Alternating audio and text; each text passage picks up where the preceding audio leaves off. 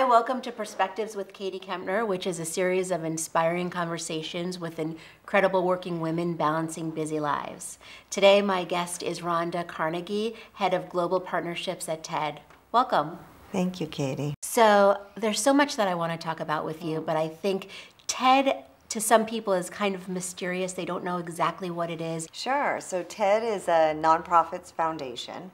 Its mission is really to create accessibility to ideas.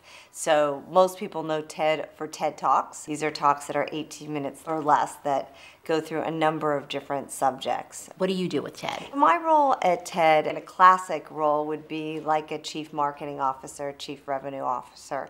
And my mission is to travel around the world and to find out how we can connect and partner with corporations to help our larger mission. So I know that TED does a lot with women. Can you talk a little bit about that? Well, about half of our speakers on the TED stage are women. So it's exciting for us to travel around the world and find women who have interesting stories. And in addition to that, we also are hosting TED Women, an opportunity for us to bring women together all around the world and focus on a single event in order to celebrate storytelling for women. So I know Lean In, Sheryl Sandberg's #1 best-selling book, started as a TED Talk. It was. At the very first TED Women, Sheryl Sandberg took the stage and made a very compelling statement about how women should lean in, move forward, not take anything for granted. Well, it's created such a big discussion, which has sort of gone all over the place. What do you think of that?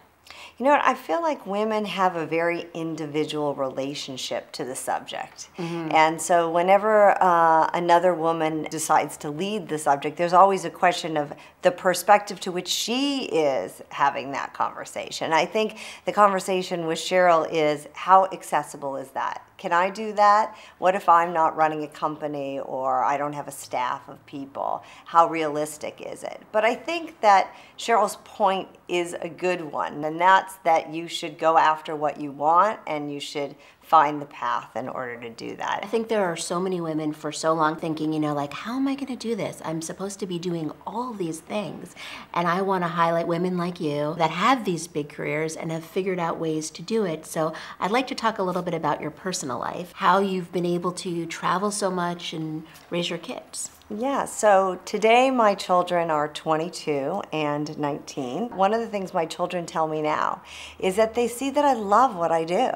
And that is such a great message back to them, And also I think with technology, there's so many things that you can do to stay connected. And I think that that's the core of how I parent, is to stay very connected and interested in my children. And I think I remember you telling me one time also about having other women involved in helping when you weren't around with your daughter. Yes, I think in particular with girls, I think there are times in school where girls have to deal with their personal growth and development. And then, peer-to-peer relationships. It's not easy. So one of the things that I decided to do was to create a group of wise women around my daughter. And so starting at age 13, we did a ritual where we started off really talking about wonderful things about each other that we enjoyed with each other, and acknowledging that age 13 and 16 would be a very turbulent time for her, and that I wanted to surround herself with women who could help her to go through it, even if I was not there at the time.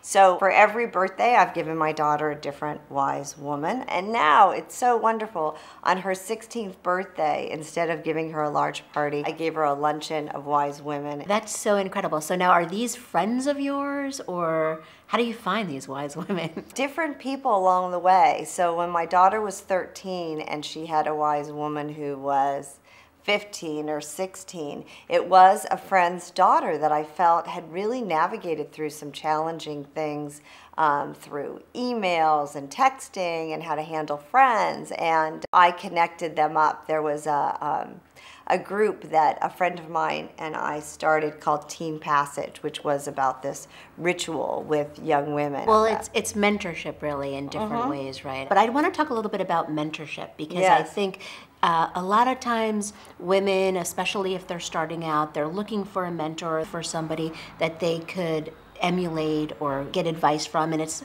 not always easy to find. How do you suggest women go about doing that, finding a mentor?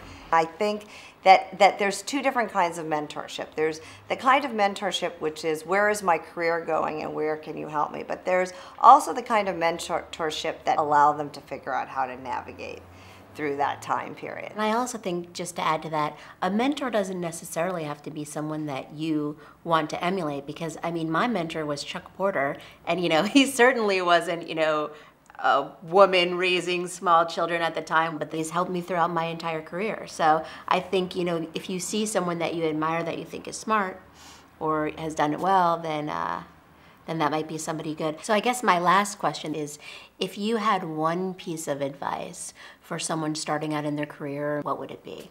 Oh, I would say be passionate and love what you do and make things work around you. The more things and the more complex your life becomes with children, with your job, the more efficient you become.